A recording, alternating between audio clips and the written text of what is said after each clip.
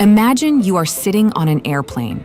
Most of the time, the flight is smooth and the autopilot keeps the course. The stock market works in a similar way. Over the long term, it rises, historically around 10% per year. But just like any flight, there are also turbulences.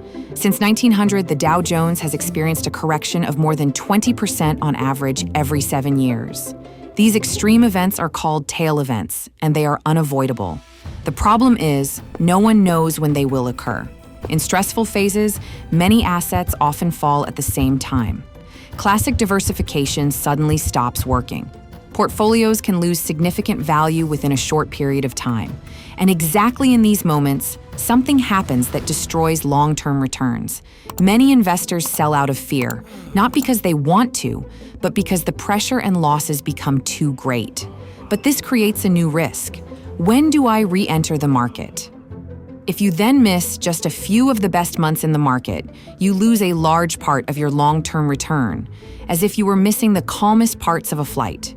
From nearly 10% per year, returns quickly drop to only about 7%. So the real question is, how do you stay invested even when the market becomes turbulent?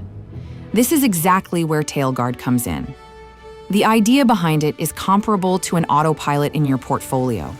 A system that keeps the course stable, even when turbulences occur. A strategic protection that is always active.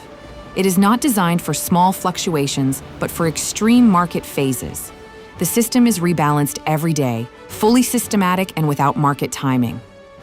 When a tail event occurs, TailGuard moves strongly in the opposite direction to traditional assets. As a result, the portfolio loses less value during crises. At the same time, liquidity is created, which can be reinvested during the crisis.